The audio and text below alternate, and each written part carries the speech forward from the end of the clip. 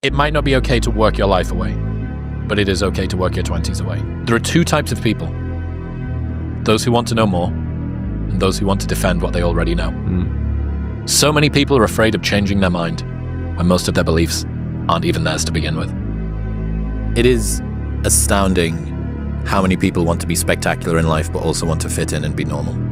Like, by being normal, you are, by definition, aiming for average. Normal people get normal results.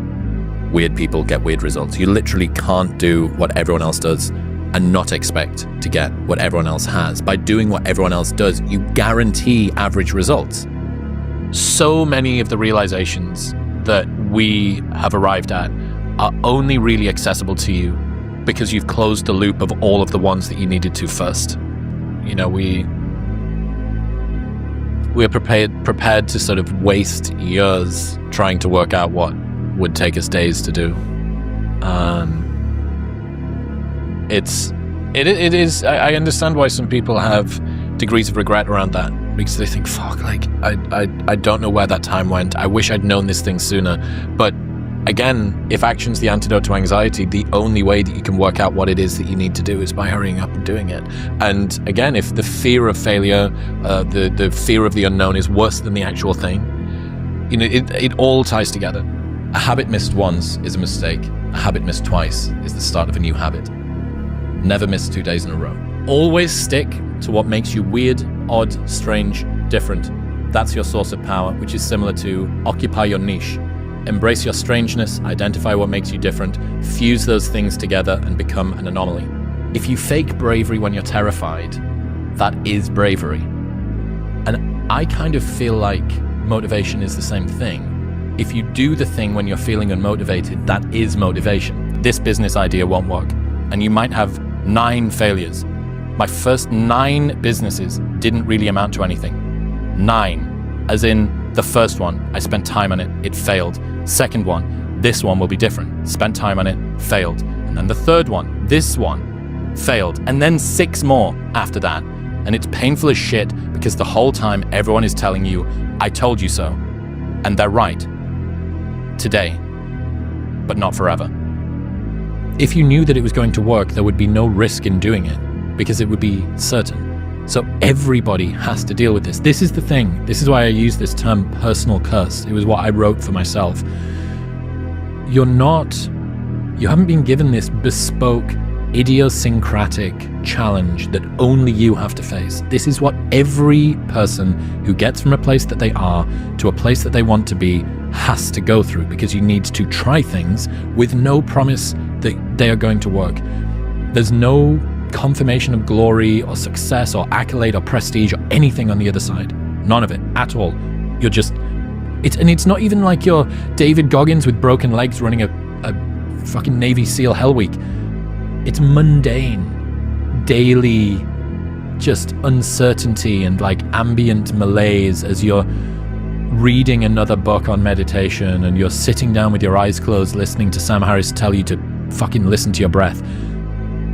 You don't know that it's going to work, but that is the challenge. The challenge is no certainty. That's the way it is. And the painful cost of being exceptional is getting through that uncertainty. Well, basically, I think that criticism killed more dreams than a lack of competence ever did, because people are just, I'm worried about pushing these boundaries too much. Sure. This person, all of my friends tell me the truth. Why isn't this person on the internet? If they don't have what you want, don't listen to what they say. There's no greater waste of time than justifying your actions to people who have a life you don't want. Everybody at the start line of the 100-meter race has the same goal.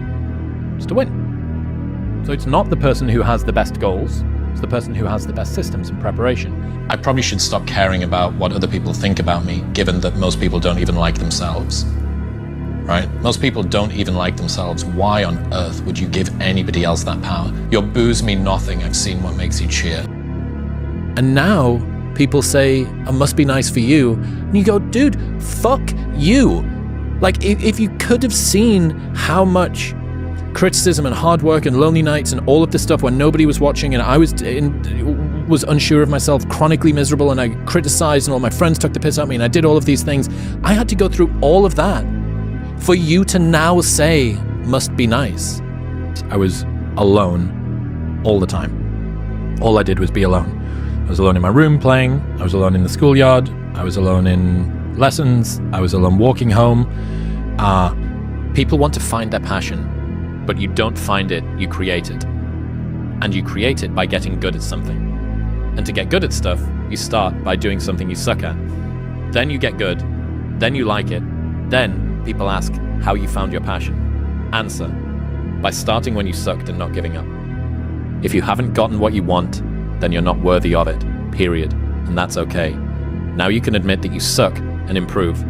Better to know you're bad for a season than pretend you're good for a lifetime. If you keep making the same mistake over and over, the mistake isn't the problem. You are.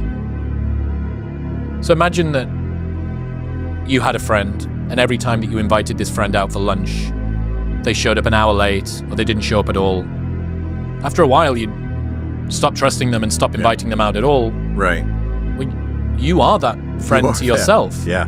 You know, how can you have faith that you're going to go and do all of the things that you want in life when you can't not hit the snooze button? Right. Or you can't not cheat on your diet. You Right. can't not do, you are constructed by the tiny decisions that you make every single day.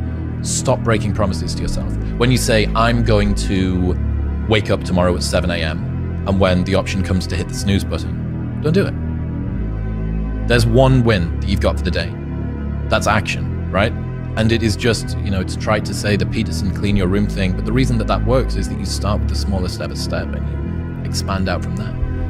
Imagine how effective you'd be if you weren't anxious all the time. Preparing to do the thing isn't doing the thing.